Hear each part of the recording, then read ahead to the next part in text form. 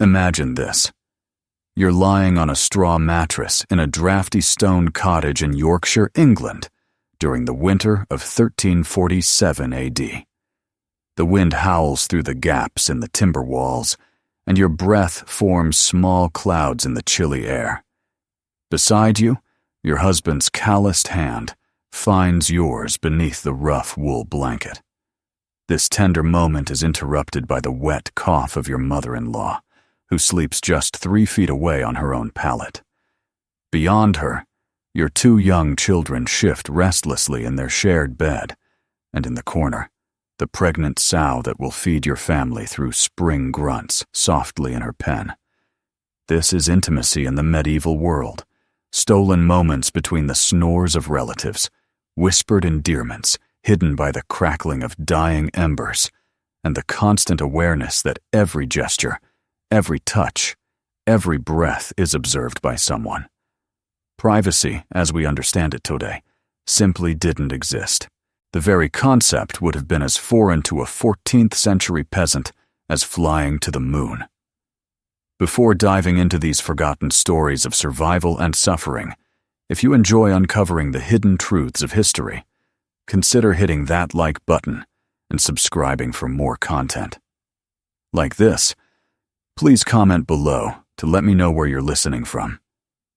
I find it incredible that we're exploring these ancient stories together from different parts of the world, connected across time and space by our shared curiosity about the past. The single-room dwelling where you lie was home to perhaps 8 or 10 people spanning 3 generations. Your husband's elderly father occupies the place of honor nearest the hearth, his arthritic joints needing warmth. The unmarried brother sleeps on the floor by the door, ready to defend the household. 2 servants, if you're fortunate enough to afford them, curl up in the barn with the animals when the weather permits. But during the harshest months, they too crowd into this space barely larger than a modern apartment bedroom. Yet somehow, within this maze of humanity, married couples found ways to express their love, conceive children, and maintain the bonds that held families together.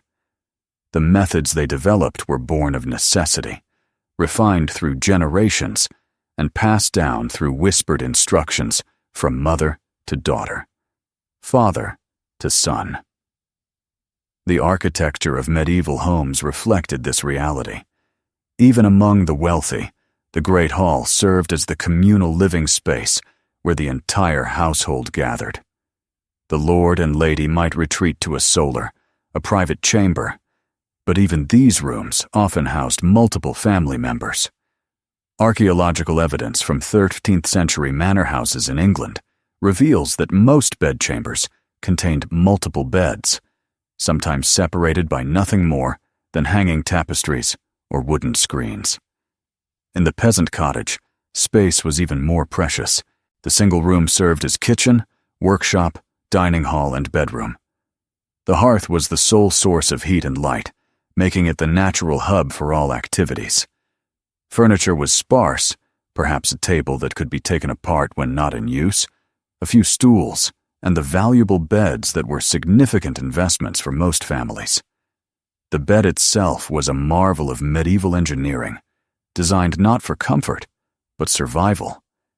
The frame was built high off the ground to avoid drafts and rodents, the mattress, often just a sack filled with straw, feathers, or rags, was covered with whatever fabric the family could afford. The wealthy might have linen sheets, while the poor made do with rough wool or hemp. Multiple families often shared a single set of bed linens, washed maybe once a month if water was available.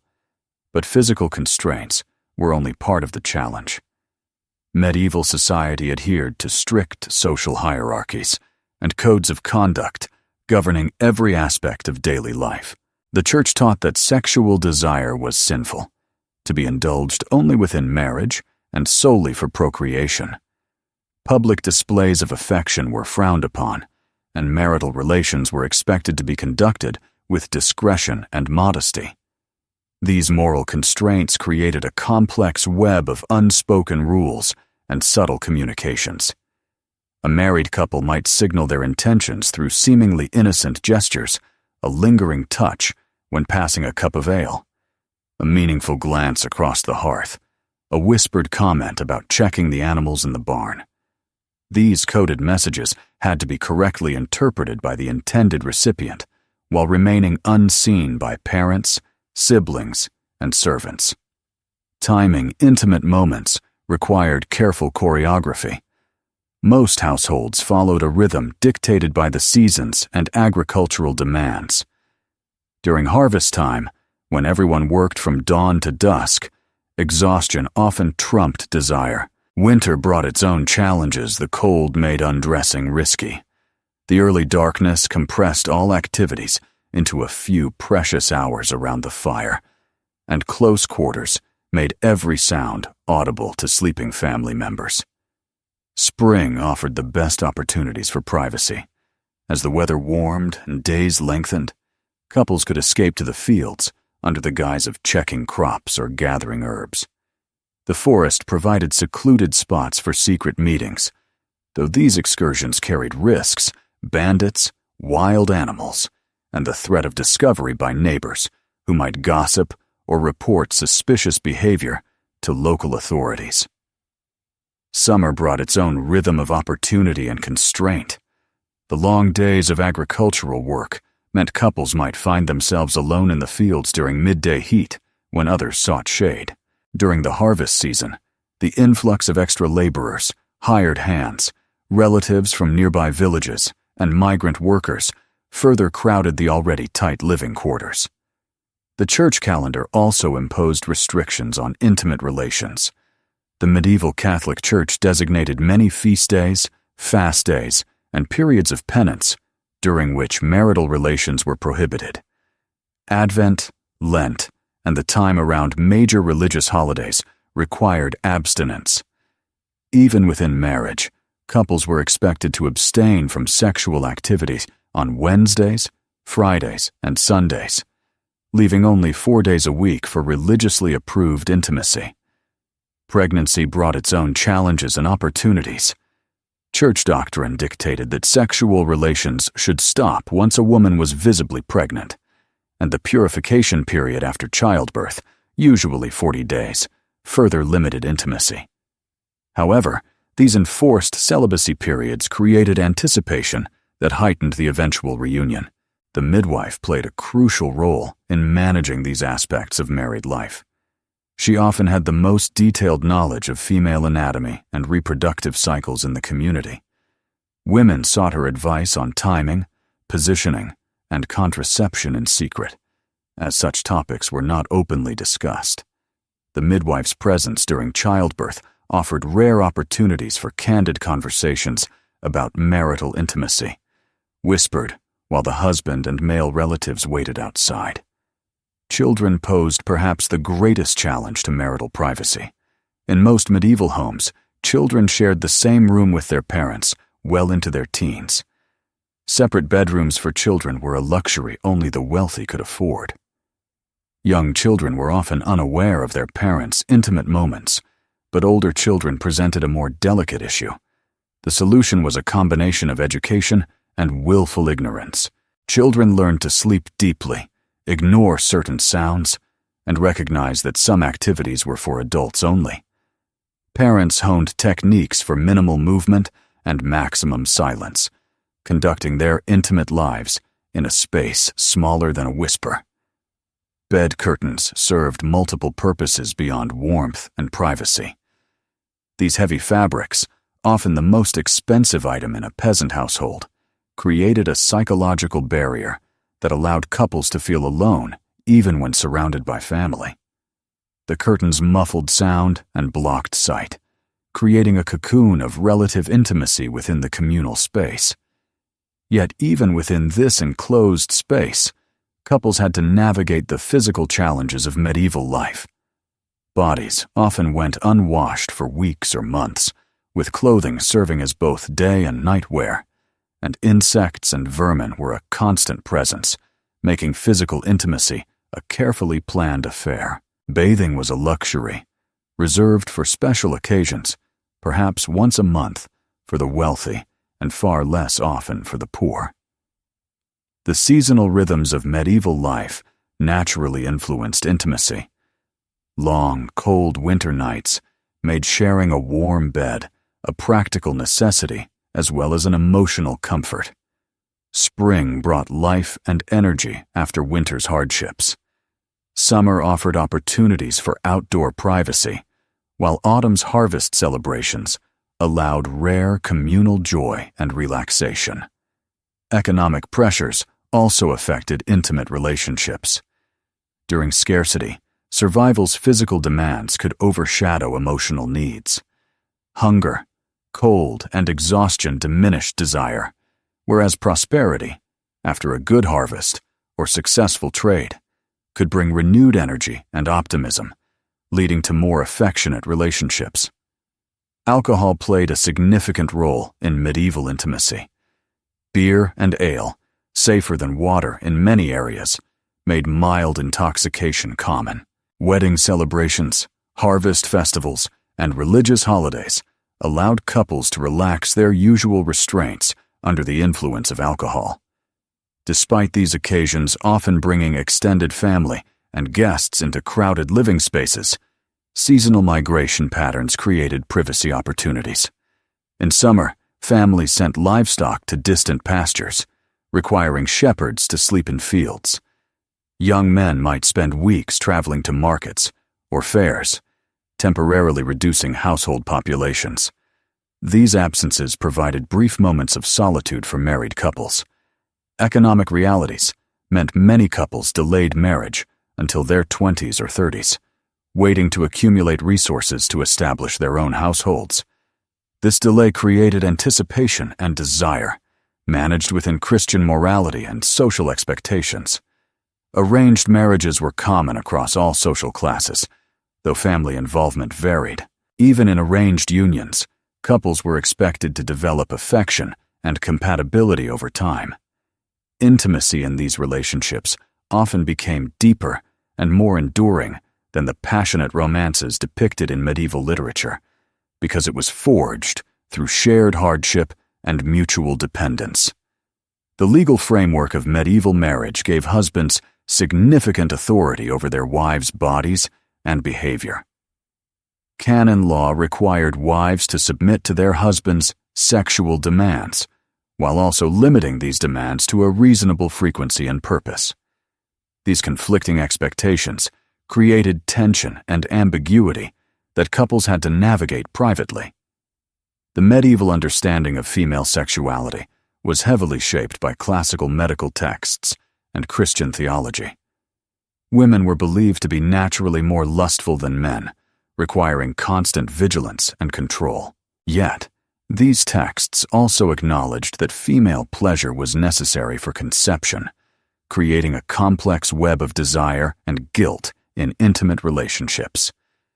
The practice of bundling, where courting couples were allowed to sleep in the same bed while fully clothed and sometimes bound together, shows the elaborate methods medieval society developed to manage sexual desire within moral constraints.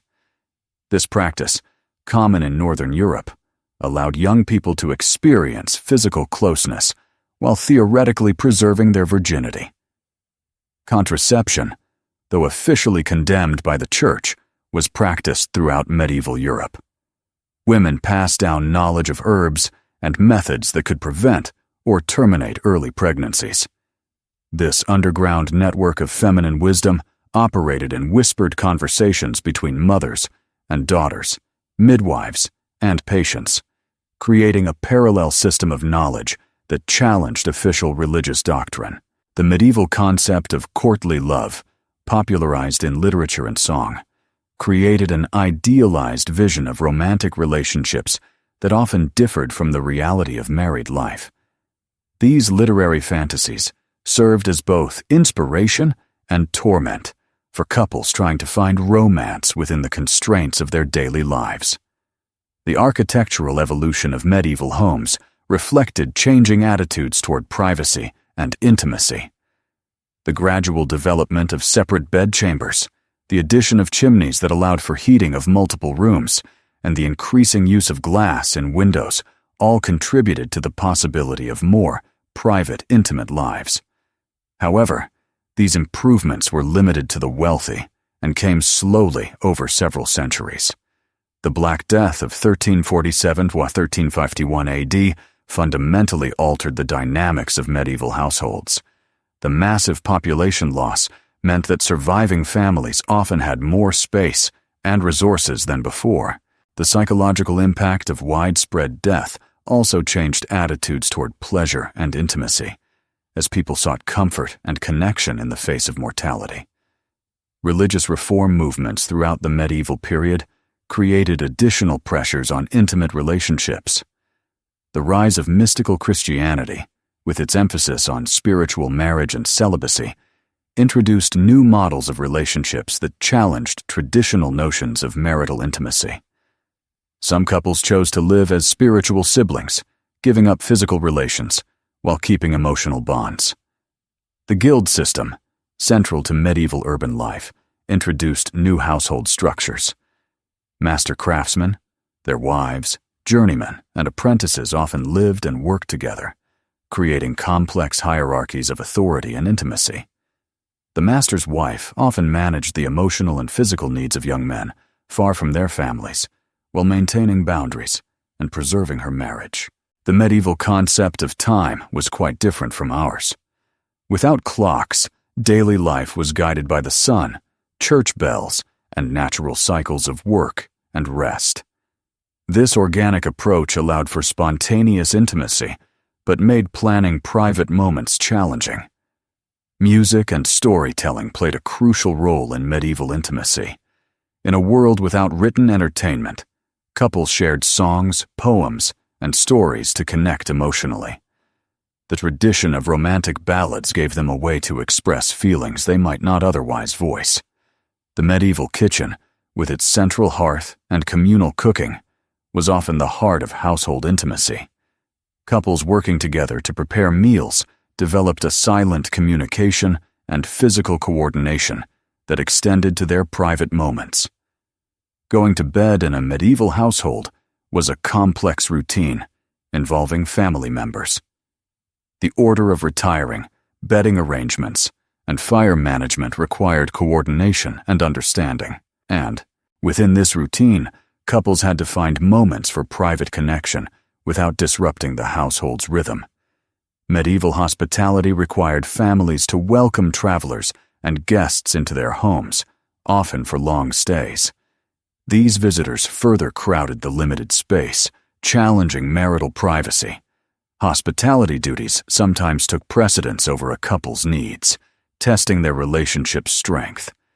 Seasonal celebrations like harvest festivals and religious holidays offered rare chances for community-wide relaxation of social norms. These events often included dancing, drinking, and courtship behaviors, letting couples express affection more openly.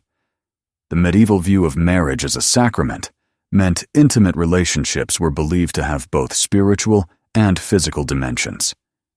This theological framework gave couples a way to discuss their relationship beyond just physical attraction, opening up possibilities for deeper emotional connections. Pilgrimages offered medieval couples unique chances for privacy and intimacy. Traveling to holy sites often took weeks or months, allowing couples a level of freedom from family and community scrutiny that was impossible in daily life. The shared hardships and spiritual experiences of pilgrimage often strengthened marital bonds. The medieval legal system's approach to domestic violence and marital rape reveals the complex power dynamics in intimate relationships. While wives were expected to submit to their husbands, there were recognized limits to acceptable behavior. The community's role in enforcing these boundaries added pressure on couples to maintain a harmonious appearance. Medieval perceptions of mental illness and emotional disturbance significantly impacted intimate relationships. Conditions like depression, anxiety, or trauma were often attributed to spiritual causes or imbalances in bodily humors. Couples facing these challenges had to manage without modern therapeutic frameworks or medications. The extended family's role in medieval households created complex networks of alliances and obligations that influenced intimate relationships. A wife's relationship with her mother-in-law, a husband's duties to his siblings, and the presence of unmarried relatives all shaped marital dynamics. The practice of fosterage, where children were raised in other households, added complications to parental intimacy. Parents had to balance their emotional needs with practical considerations for their children's education and advancement, often making difficult decisions about separation and reunion. The economic importance of marriage in medieval society meant that intimate relationships were always tied to networks of property, inheritance, and social obligations. Couples had to navigate personal desires within the context of family expectations and community standards. The medieval understanding of the body influenced intimate relationships in ways modern people may find hard to grasp. The lack of privacy for basic bodily functions, communal hygiene practices, and different standards of modesty shaped how couples experienced physical intimacy. The role of godparents and spiritual relationships in medieval society added layers of social obligation that influenced intimate relationships, extending the network of people with legitimate interests in a couple's private life. The medieval practice of rough music, a community-organized public shaming for couples who broke social norms, created strong incentives to maintain the appearance of proper marital behavior. This system of community surveillance meant that intimate relationships were never truly private, even at home. The seasonal rhythms of medieval religious life set natural patterns of intimacy and abstinence that couples had to manage. The Church's teaching that certain times were better for marital relations created a complex calendar of spiritual and physical duties. The medieval understanding of conception and pregnancy affected intimate relationships, reflecting both scientific ignorance and theological beliefs. The idea that maternal thoughts and experiences could influence the unborn child added pressure on pregnant women and their husbands. The use of wet nurses among the wealthy posed unique challenges for marital intimacy. Sending an infant to a wet nurse was often aimed at resuming marital relations sooner, but it also created emotional and social complications affecting the couple's private life. The medieval view of grief and mourning deeply influenced intimate relationships. High infant and child mortality rates meant couples often had to deal with the emotional aftermath of loss while maintaining their connection. The role of servants in medieval households added complex dynamics of authority and intimacy. Domestic staff could witness private moments, maintaining appropriate boundaries with young servants, and managing household labor all influenced how couples experienced their private lives. Arranged remarriages after a spouse's death posed unique challenges for building new intimate relationships. Widows and widowers had to handle the emotional complexities of forming new bonds while honoring their late partners. The medieval view of sin and redemption influenced intimate relationships, offering both constraints and possibilities. The belief that marital intimacy could be sanctified through proper intention and behavior gave couples a theological framework for understanding their physical relationship. The role of confession in medieval spiritual life meant intimate relationships were subject to clerical oversight and guidance. The need to confess sexual sins to a priest added pressure on couples to meet religious expectations while maintaining their private bond. The medieval custom of spiritual friendship, involving intense emotional bonds between individuals of the same sex, led to complex household dynamics that impacted marital relationships. These friendships offered emotional outlets that both complemented and sometimes rivaled spousal connections. Medieval concepts of honor and reputation shaped intimate relationships in ways that extended well beyond the private sphere. A couple's ability to maintain the appearance of proper marital behavior was crucial for their social standing and economic prospects. The seasonal patterns of medieval warfare posed unique challenges for sustaining intimate relationships. Men's departures for military campaigns, the arrival of soldiers seeking shelter, and the constant threat of violence all affected how couples experienced their private lives. The medieval systems of apprenticeship and service also created complex household dynamics that influenced intimate relationships. The presence of young people from other families, the duties of masters and mistresses toward their charges, and the emotional complexities of quasi-parental relationships shaped the context of marital intimacy. The medieval understanding of old age and its effects on intimate relationships reflected both practical realities and cultural expectations.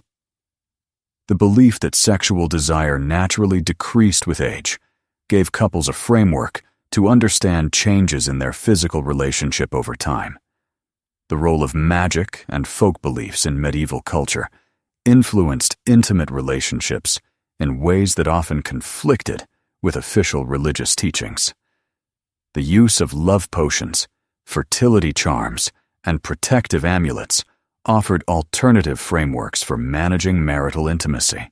Pilgrimages in medieval times created unique opportunities for spiritual and physical intimacy. The shared experience of religious devotion, temporary freedom from social constraints, and the physical demands of travel influenced how couples related during these journeys. The medieval understanding of dreams and their significance impacted intimate relationships, reflecting both psychological insight and theological beliefs. The idea that dreams could reveal divine will or demonic temptation added layers of meaning to couples' private experiences. Seasonal celebrations of medieval life offered rare chances for community-wide relaxation of social norms. These festivals often featured ritualized courtship behaviors, dancing, and drinking, allowing married couples to express their affection more openly. The medieval practice of dowry and bride price established economic frameworks for intimate relationships that shaped how couples understood their mutual obligations. The exchange of property and resources during marriage formed practical bonds that complemented emotional connections. Midwives in medieval society played a role that went beyond childbirth, offering guidance on intimate relationships. They often acted as confidential advisors to married couples, providing practical advice on contraception, sexual technique, and marital harmony. The medieval understanding of the link between physical and spiritual health influenced intimate relationships in complex ways. The belief that sexual behavior could impact both bodily health and spiritual well-being added considerations for couples navigating their private lives. Communal sleeping arrangements in medieval households posed unique challenges for maintaining marital intimacy. Sharing beds with children, relatives, and servants required couples to develop subtle communication systems and exceptional discretion. The medieval view of female sexuality reflected both medical ignorance and theological beliefs. The notion that women were inherently more lustful than men led to contradictory expectations that couples had to manage in their private relationships. Gossip and community surveillance in medieval society meant intimate relationships were always subject to public scrutiny. The need to maintain reputation and social standing added pressure on couples to conform to community expectations. Trial marriage, or cohabitation before formal wedding ceremonies, offered couples unique opportunities to develop intimate relationships while maintaining some degree of social acceptability. These arrangements often lasted for years before formal marriage vows were exchanged. The seasonal rhythms of medieval agricultural life created natural patterns of intimacy that mirrored the cycles of work and rest. The intense labor of harvest time, the relative leisure of winter, and the renewal of spring all influenced how couples experienced their private relationships. The medieval understanding of conception and pregnancy influenced intimate relationships, reflecting both scientific ignorance and cultural expectations. The belief that conception required female pleasure created unique pressures and opportunities for couples in their physical relationship. Extended family in medieval households formed complex networks of obligation and affection that influenced intimate relationships. The presence of parents, siblings, and other relatives required couples to balance their private needs with family responsibilities. The practice of fosterage and apprenticeship created challenges for maintaining family bonds and intimate relationships, as sending children away for education and training often separated couples from their offspring for extended periods. The seasonal patterns of medieval religious observance created natural rhythms of intimacy and abstinence for couples to manage. The Church's designation of certain times as unsuitable for marital relations demanded careful timing and self-control. Medieval views on the body and its functions shaped intimate relationships in ways that modern people find hard to grasp. The lack of privacy for basic bodily needs and communal hygiene practices posed unique challenges for maintaining romantic connections. Music and storytelling in medieval culture offered couples ways to express affection beyond the constraints of daily life. The bardic tradition of romantic ballads and the practice of courtly love provided idealized frameworks for understanding intimate relationships. Arranged marriages in medieval times presented unique challenges for developing intimacy within predetermined social structures. Couples had to balance personal desires with family expectations and community norms. Seasonal celebrations in medieval life offered rare chances for the community to relax typical social constraints. Festivals often included dancing, drinking, and ritualized courtship, allowing married couples to express affection more openly. Medieval beliefs about sin and redemption influenced intimate relationships, creating both constraints and opportunities. The idea that marital intimacy could be sanctified through proper intentions and behavior gave couples theological frameworks for understanding their physical relationship. As the fire dims in that Yorkshire cottage in 1347 AD, and the wind howls through the timber walls, you and your husband find ways to love each other that transcend cramped quarters and watchful eyes.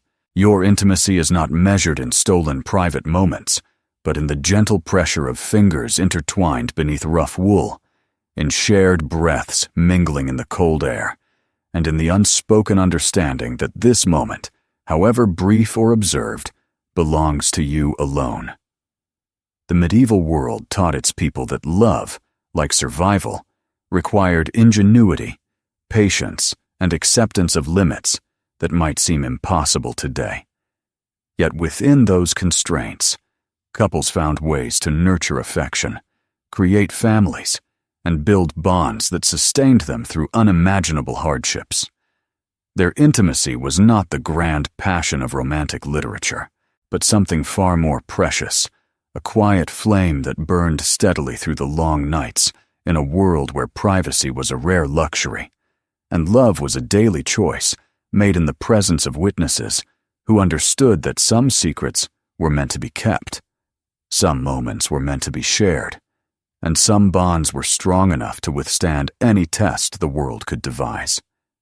The techniques they developed, the compromises they made, and the love they nurtured within communal life only tell part of this story. To truly grasp how medieval couples navigated intimacy, we must delve deeper into the specific strategies they employed, the unspoken codes they adhered to, and the extraordinary measures they took to preserve something sacred in a world that offered no refuge. Consider the language of medieval intimacy not the spoken word, but the elaborate system of gestures, glances, and subtle communications that allowed couples to maintain their connection under constant observation. A wife might brush her husband's hand while passing him bread, holding the contact just a moment longer than necessary. He might respond by adjusting his position on the shared bench, creating the smallest possible space between their bodies while maintaining the appearance of propriety. These microcommunications were developed through years of practice and necessity. Margaret de Clare, wife of a minor nobleman in 14th century Gloucestershire, left behind a collection of letters that reveals the intricate dance of marital communication. Writing to her sister in 1356 AD, she describes how she and her husband developed a system of coded phrases that allowed them to discuss intimate matters even in the presence of their household. A comment about checking the grain stores meant a desire for privacy, while noting the fire burning low indicated that the evening's activities should be postponed. The physical architecture of medieval homes was adapted to support these covert communications. Beds were often positioned to allow for subtle eye contact across the room while maintaining proper social distances. The placement of the family's most precious possessions, religious icons, inherited tapestries, or carved wooden crosses, created natural focal points that could serve as reference points for silent communication. The art of medieval foreplay was necessarily different from modern concepts of romantic buildup. Physical preparation for intimacy had to begin hours before the actual encounter, through a series of increasingly intimate, yet still publicly acceptable interactions.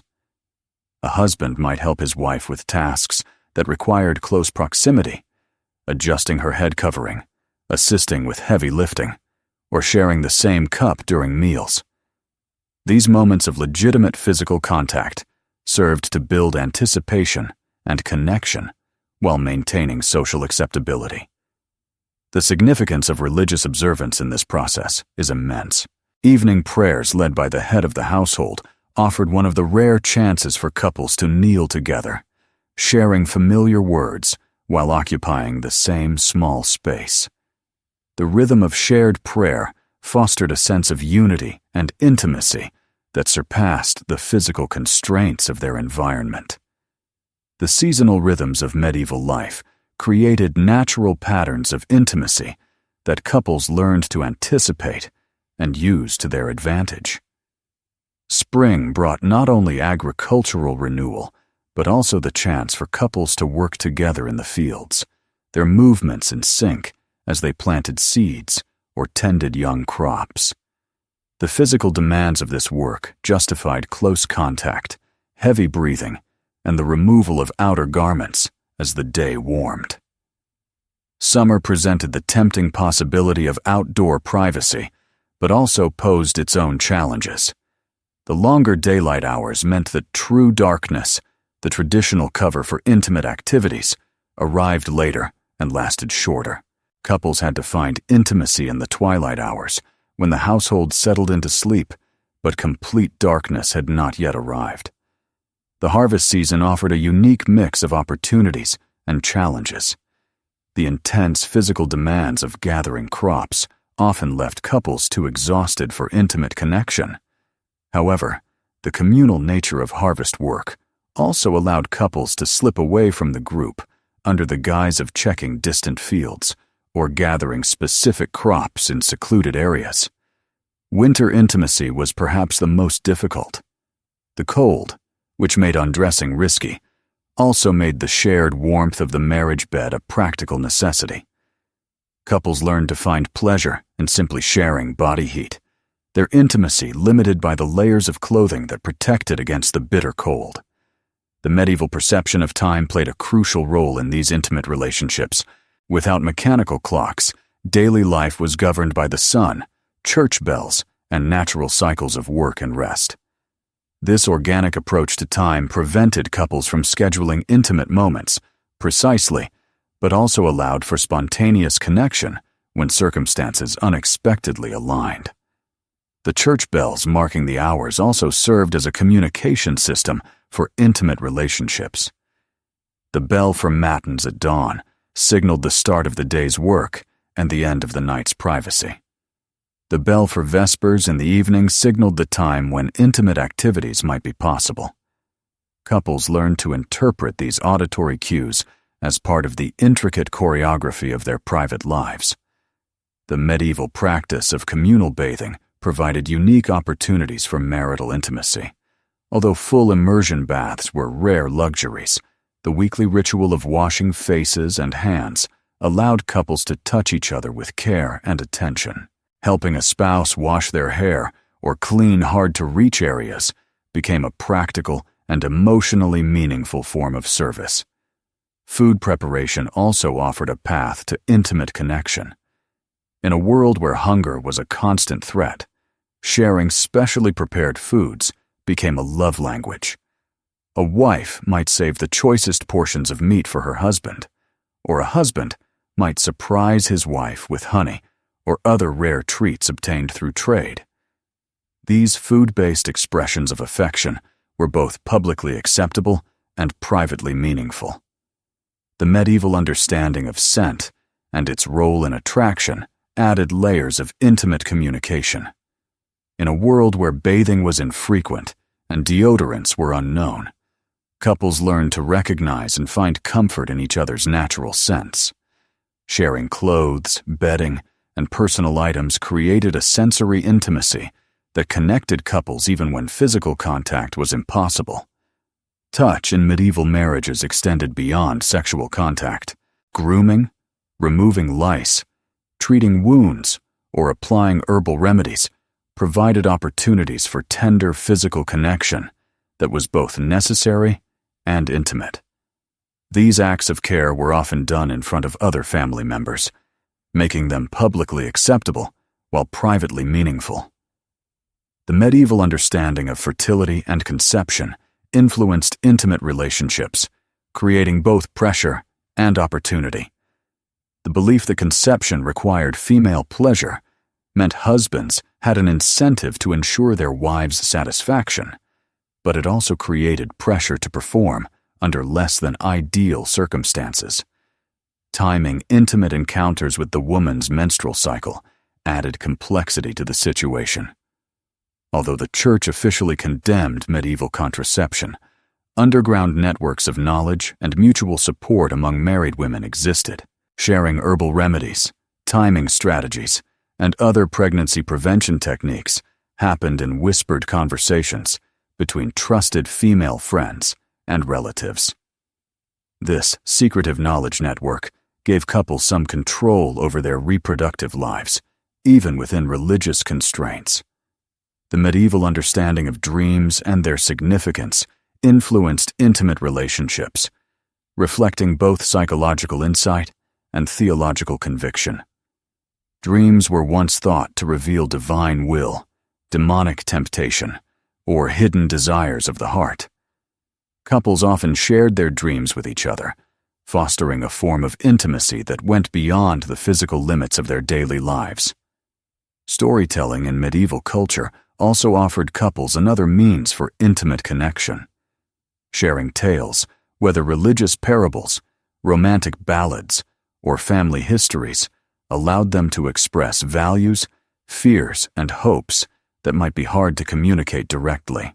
Listening to a partner's voice in the darkness, even with family nearby, created a deep and private auditory intimacy.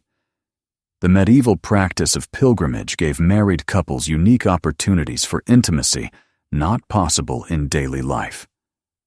Traveling to holy sites often took weeks or months, giving couples a rare freedom from family and community oversight.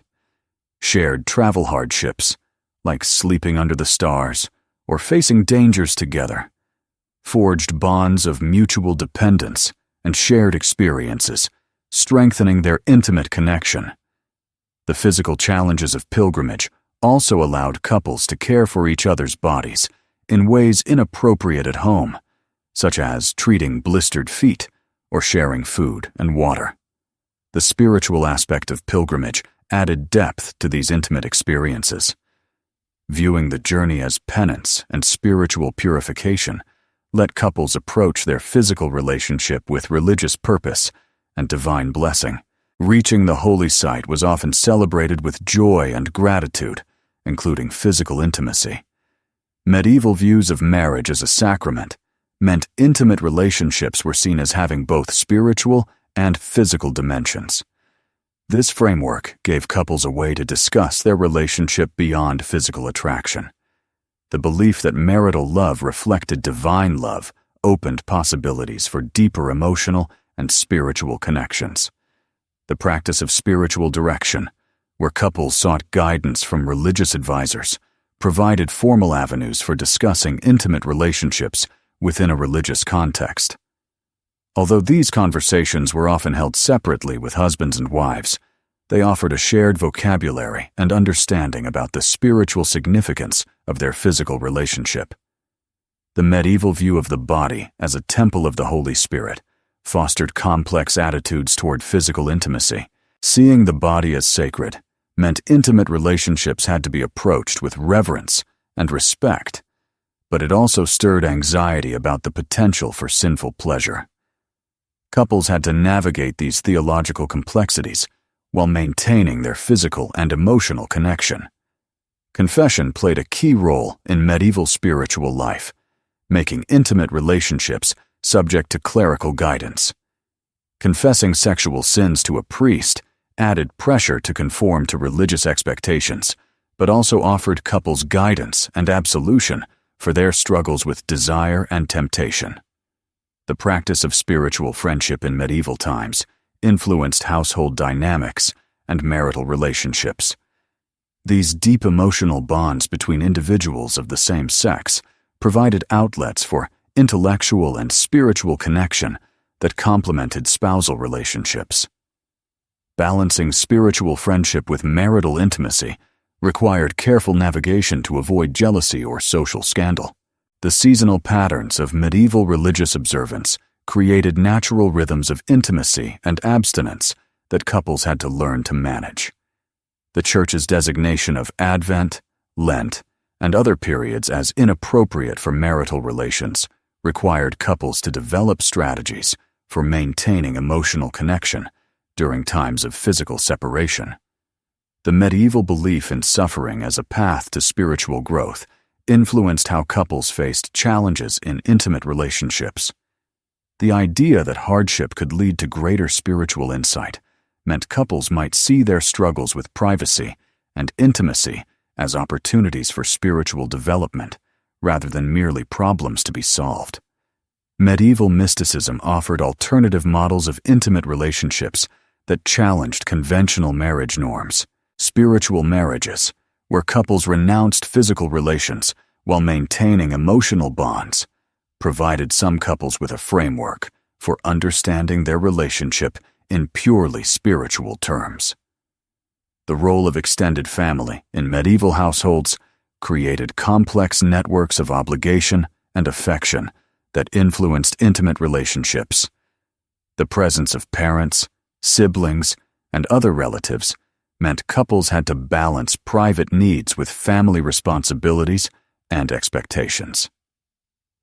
The practice of fosterage, where children were sent to other households for education and training, added challenges to maintaining family bonds and intimate relationships. The decision to send a child away was often driven by economic or social factors, but it also allowed couples to reconnect without the constant presence of children. The seasonal migration patterns of medieval life offered further chances for privacy and intimacy, moving livestock to summer pastures, traveling for trade, and the seasonal demands of various work types caused temporary changes in household composition that couples learned to anticipate and use to their advantage. Medieval hospitality customs required families to welcome travelers and guests into their homes, often for extended stays. These obligations posed challenges for marital privacy, but also offered opportunities for couples to show their unity and partnership in managing household duties.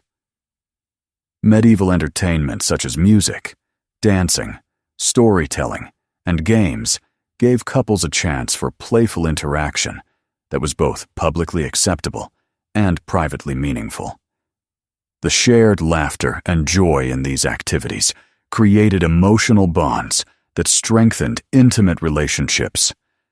Medieval gender roles influenced intimate relationships, creating both constraints and opportunities. The expectation for wives to be submissive to their husbands led to power imbalances affecting intimate relationships, but it also provided clear frameworks for understanding mutual obligations and expectations. Medieval courtship, even in arranged marriages, allowed couples to forge emotional connections before and after their wedding. The exchange of gifts, sharing of meals, and gradual increase in physical contact provided socially acceptable ways to build intimacy. The medieval view of love as a virtue to be cultivated, rather than just a feeling, shaped how couples approached their relationships. The belief that love could be developed through practice and intention meant couples could work to strengthen their bonds, even when circumstances made spontaneous expression difficult. The role of medieval women in managing household economies allowed for intimate partnerships that went beyond mere physical attraction, sharing the responsibility for managing resources, planning for the future, and maintaining family welfare, created bonds of mutual dependence and respect that reinforced intimate relationships. Medieval medicine offered unique opportunities for intimate care and connection. Treating illness and injury often required couples to care for each other's bodies in ways that were both necessary and intimate. The knowledge of herbal remedies, the use of treatments, and the offering of comfort during suffering opened doors for tender physical connection. The medieval view of death and its inevitability shaped intimate relationships, fostering both urgency and acceptance.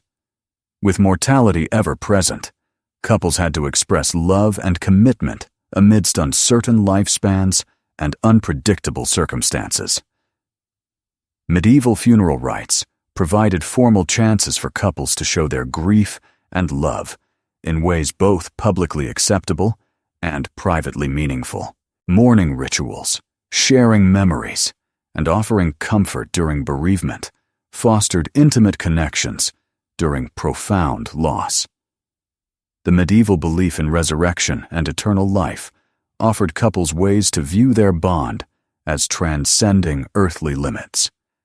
The idea that marriage was temporary and would transform in the afterlife led to complex views on the importance and meaning of intimate relationships.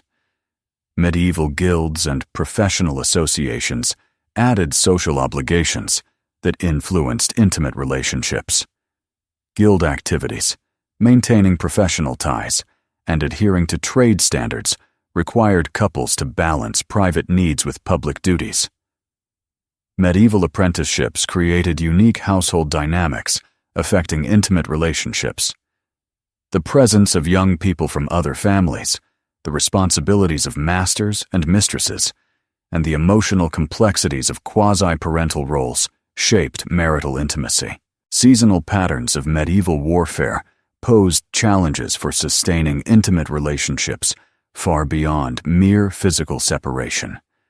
Men's departures for military campaigns, soldiers seeking shelter, and the constant threat of violence influenced couples' private lives. The medieval notions of honor and reputation impacted intimate relationships beyond the private sphere. Maintaining social standing, avoiding scandal, and protecting family honor added pressure on couples to meet community expectations while nurturing private bonds. Medieval trade and commerce allowed couples to work together, strengthening their intimate relationships. Managing shops, participating in markets, and building customer relationships required couples to function as both economic and romantic partners. The medieval perspective on education and its significance for family advancement introduced challenges for intimate relationships. The decision to invest in children's education, select tutors or schools, and manage educational costs required couples to balance personal needs with family duties. Medieval law shaped intimate relationships by establishing formal frameworks for marital obligations and rights. Legal requirements for consent, divorce, annulment, and property rights influenced how couples understood their relationship and obligations. Medieval taxation added economic pressures affecting intimate relationships, as couples needed to collaborate to manage resources and plan finances. The medieval view of social mobility influenced intimate relationships by fostering shared goals and aspirations, requiring couples to act as strategic and romantic partners. Medieval technology and daily life offered opportunities for couples to collaborate, strengthening their relationships through managing agricultural tools, household equipment, and adapting to technological changes. Medieval record-keeping documented intimate relationships, providing historians with insights into the daily lives of couples through preserved marriage contracts, property agreements, and personal letters.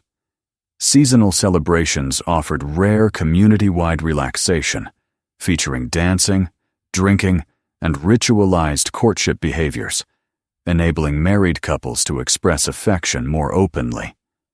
Music's role in expressing emotion provided couples with additional ways to communicate intimately through sharing songs, participating in performances, and using instruments to connect emotionally beyond spoken language. For the literate, letter writing offered a means of intimate communication that transcended physical separation. The exchange of written messages, preserving correspondence, and developing private codes and references allowed couples to stay connected even when circumstances kept them apart. Medieval astronomy and its influence on human affairs offered additional insights into intimate relationships. The belief that celestial movements affected human behavior and emotions gave couples explanations for the rhythms and changes in their relationships beyond personal preference. Medieval superstition and folk beliefs added layers of meaning and ritual around intimate bonds. Charms, observing lucky and unlucky days, and protective rituals provided couples with ways to understand and influence their connection. Medieval gift-giving offered opportunities for couples to express affection, both publicly and privately. Exchanging personal items, creating handmade objects, and providing special foods or treats served as languages of love within medieval social constraints. The understanding of memory's importance in maintaining relationships added pressures and opportunities for connection. Remembering important dates, shared experiences, and obligations required couples to engage actively with their relationship history and shared identity. Medieval storytelling allowed couples to create shared narratives that strengthened their bond. Developing private jokes, sharing family stories, and creating mutual mythology helped them see their relationship as unique and special. The seasonal rhythms of medieval religious life created natural patterns of intimacy, reflecting the Church's views on appropriate times for spiritual and physical activity. Observing feast days, fasts, and periods of penance influenced how couples experienced their relationships within Christian life. The medieval sense of community played a role in supporting individual relationships, creating networks of obligation and support. Participating in community activities, providing mutual aid, and maintaining neighborhood connections required couples to balance private needs with public responsibilities. Medieval dispute resolution offered formal mechanisms for addressing conflicts within intimate relationships. Mediation, religious authorities, and customary law offered couples ways to resolve differences without harming their relationships. The medieval view of virtue shaped intimate relationships by giving couples shared goals and behavior standards.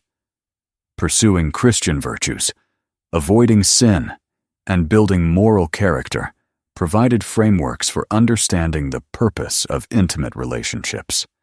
Medieval literature and its depictions of love and romance set cultural expectations that influenced couples' understanding of their relationships. Courtly love, romantic devotion, and the tension between passion and duty offered couples a language to interpret their experiences. Medieval pilgrimages gave couples opportunities to experience their relationships in new settings, potentially deepening their connections. Shared journeys, common goals, and temporary freedom from social norms helped couples rediscover and strengthen their bonds. The medieval view of healing, tied to spiritual well-being, gave couples practical and emotionally meaningful ways to care for each other. Treating illness, providing comfort during suffering, and celebrating recovery created chances for intimate connection and mutual service. The seasonal rhythms of medieval agriculture influenced relationships, with planting and harvest seasons, winter leisure, and spring renewal presenting different challenges and opportunities for connection. The medieval perception of time and its passage made people aware of life's temporary nature, emphasizing the importance of connection and love. Recognizing mortality, appreciating the present, and hoping for eternal reunion influenced couples' approaches to their relationships. Medieval hospitality allowed couples to show unity and partnership, strengthening their bond. Welcoming guests, providing food and shelter, and maintaining household harmony required effective partnership while preserving private connections. Medieval understanding of weather and its impact on daily life presented further challenges and opportunities for intimate relationships.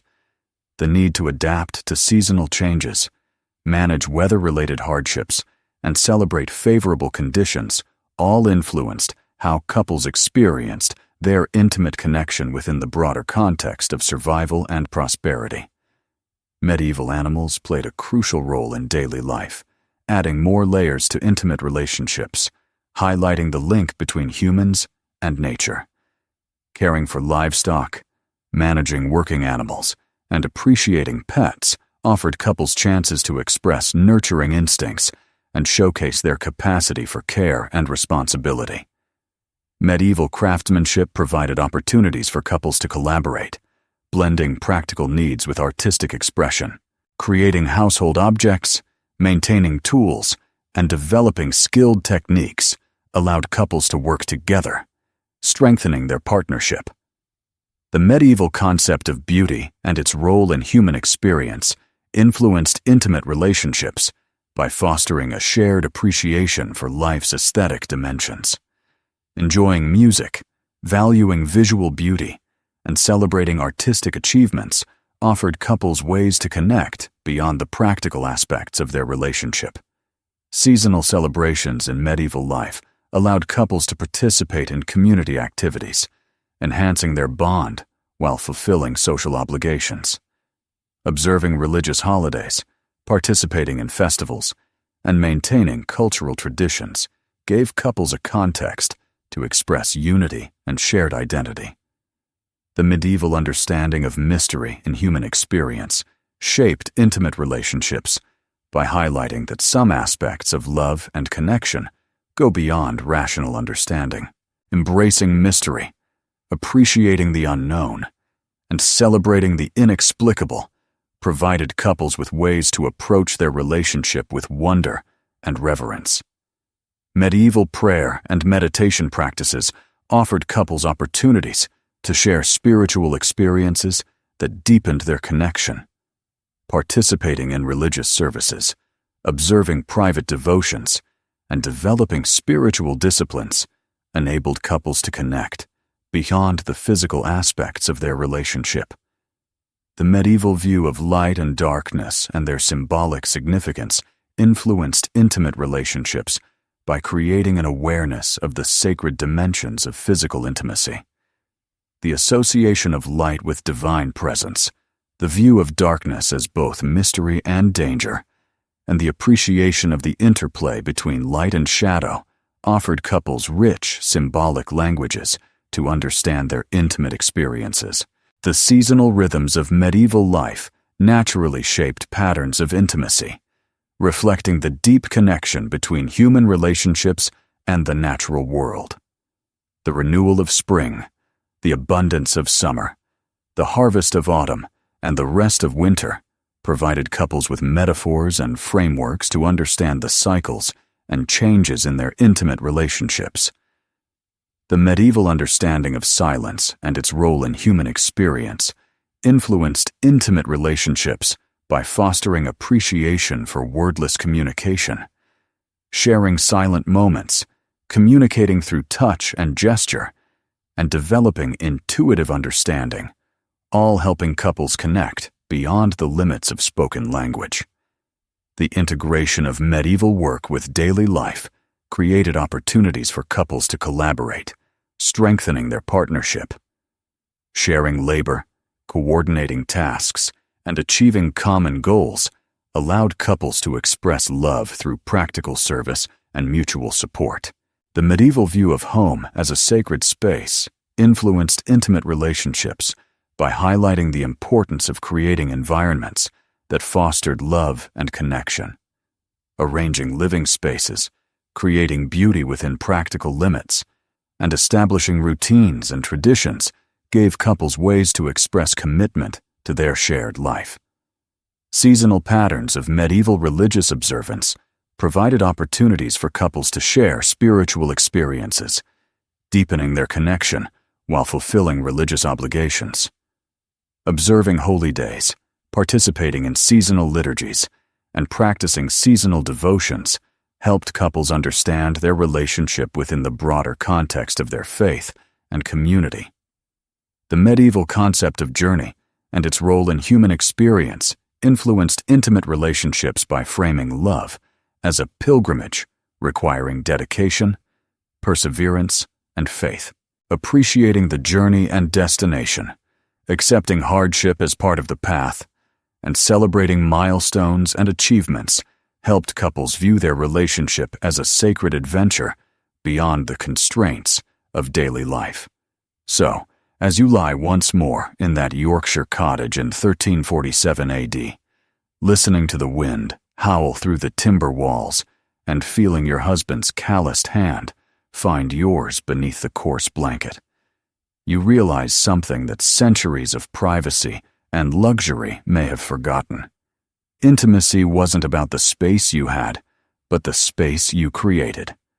Love wasn't about the silence you could buy, but the understanding you could build amidst the noise. In a world where privacy was impossible, couples discovered that true intimacy thrived, not in isolation but in choosing tenderness despite the presence of others, in whispering secrets that everyone could hear, but only lovers could understand. They found the sacred in the ordinary moments, when two hearts beat close enough to share the same breath, the same hope, the same quiet defiance against a world that offered them everything but solitude. And somehow, that was enough.